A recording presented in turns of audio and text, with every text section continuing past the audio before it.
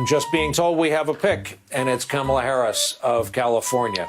Rev, we're seeing some of the pictures from the day I was about to reference. Absent ideology or party or bias or any of that, as a sheer campaign event, as an event that required advanced work and stagecraft, her announcement in Oakland was one of the stunners of this cycle. This is a CBS News special report. I'm Margaret Brennan in Washington. We are coming on the air with breaking news. The wait is over. Presumptive Democratic presidential nominee Joe Biden has chosen Kamala Harris as his running mate. She's someone who can excite the base without upsetting moderates, and certainly Democrats are hoping that she will make Vice President Mike Pence nervous when she goes up against him. Obviously a fascinating choice, a historic choice. This is the ultimate in politics, in representation mattering. The historic decision from former Vice President Joe Biden, revealing today Senator Kamala Harris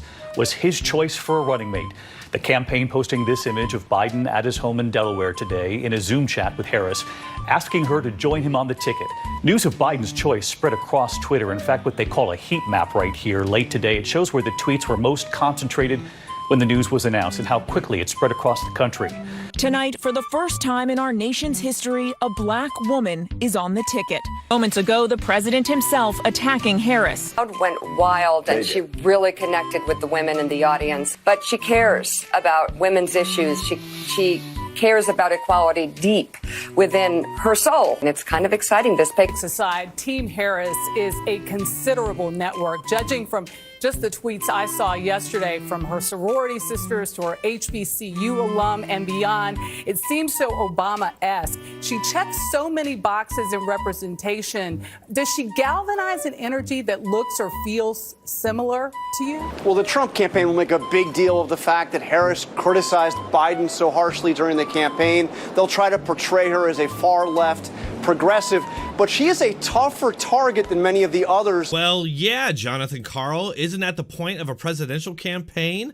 And isn't it the job of the media to go and find those previous statements and shine a light on them? But no, you're going to bury them because you're a Democrat Party propagandist. Hey, welcome back, everybody. Trying something just a little different for today.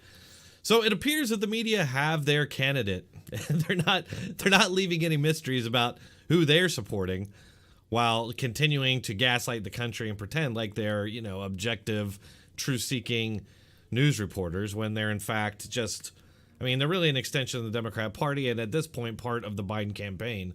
So just some predictions going forward, and you don't have to exactly be a psychic to be able to see what's coming, but the media attention on the Biden campaign from here on out will be 100% positive.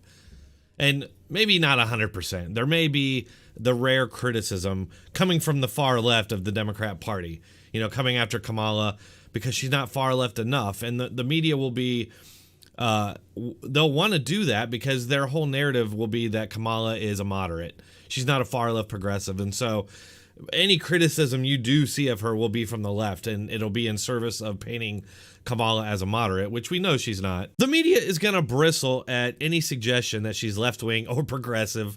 They'll bill her as a moderate, and they'll cover up all of her past positions on things like Medicare for all, which she supports, and eliminating private insurance. She's, supported the new Green Deal on many occasions, which is a far-left Marxist brainchild of AOC. She supports limiting gun rights and said that she would use executive actions to do that, specifically targeting assault weapons. And not only that, but she supports a, quote, conversation on lowering the voting age to 16 years old.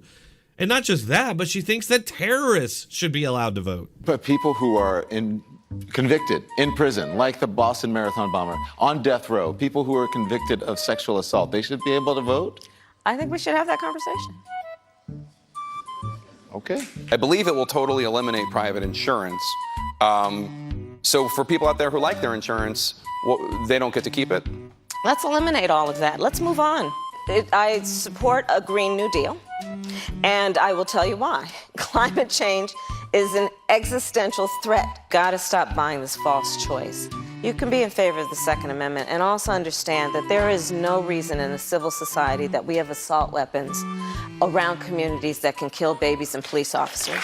So all of these things are things that the media will just pretend never happened, even though she said many of these things during, CNN's town hall. So there's abundance evidence that she said these things. So strap yourselves in, folks, because we are in for a shitstorm of bullshit in the coming months. That's all for this episode. Please hit that like button, share, and subscribe. Let me know what you think of this new format. It's not something I plan on doing all the time, but just throwing in there to change it up every now and then. If you want to support this channel, you can do so by supporting the sponsors that help keep this channel afloat. And if you want to donate, you can do so on one of the platforms listed in the description and pinned comment.